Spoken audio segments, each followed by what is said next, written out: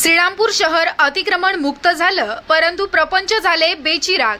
श्रीरामपूर नगरपालिकेनं मागील आठवडाभरापासून अतिक्रमण मोहीम राबवली। अनेक कुटुंब रस्त्यावर आले। कुटुंबाच्या उदरनिर्वाहाचा, मुलांच्या शिक्षणाचा, घरात असलेल्या आजारपणाचा, पोटच्या लेकराचा, भविष्याचा, डोक्यावर असणाऱ्या कर्जाचा डोंगर, प्रपंचाचा गाडा ओढण्याकरिता धडपडणारे आई वडील आज मितीला कसे शांत झाल्याचं दिसते।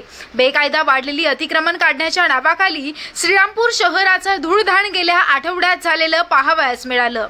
अतिक्रमणाची धूळ शांत तर झाली, पण हातावर पोट भरणाऱ्यांची पोटाची भूक मात्र कधी शांत होणार, असाही एक प्रश्न सर्वसामान्यांना पडला।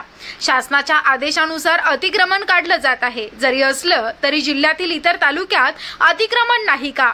इतर तालुक्यातील शहरात अतिक्रमण काढण्यात आलं, परंतु श्रीरामपूर सारखे वेगाने कार्य करणारे अधिकारी तेथे नसावेत असं वाटतं।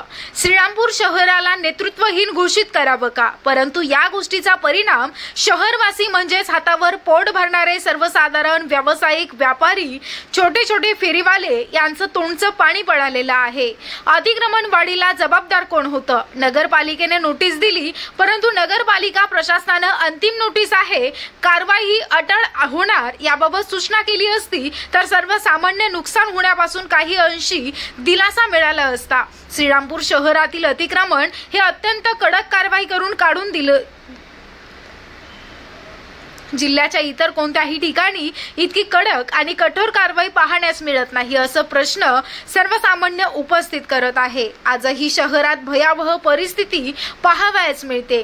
जी प्रपंच आज रस्त्यावर आली, त्यांच्या पुढे व्यवसायाच्या पुनर्वसनाचा, कुटुंबाच्या जबाबदारीचा प्रश्न आवासून उभा आहे। विद्यमान आमदारांनी दोनदा महाराष्ट्राच्या माननीय मुख्यमंत्र्यांची भेट घेऊन अतिक्रमण पुनर्वसनाबाबत निवेदन देऊन चर्चा केली आहे, परंतु आज तरी सर्वसामान्यांच्या आशा धुळीस मिळाल्याचं दिसून येतं।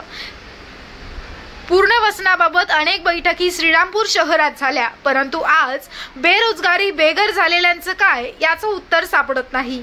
आजही गावात फेरफटका मारला असता लोकांच्या चेहऱ्यावर नगरपालिकेनंतर रेल्वेची अतिक्रमण हटाव मोहीम तसेच पाटबंधारे खात्याची अतिक्रमण मोहिमेचा धसका श्रीरामपूर शहरातील सर्वसामान्यांच्या चेहऱ्यावर पाहावयास मिळत आहे।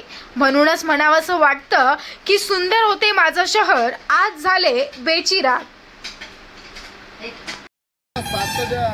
आम्ही वनवासी झालेलो साहेब, सगळे टेम्परी धारक आहे। आमचं पोट निर्वाह काही याच्यापासून दुसरं काही साधन नाहीये।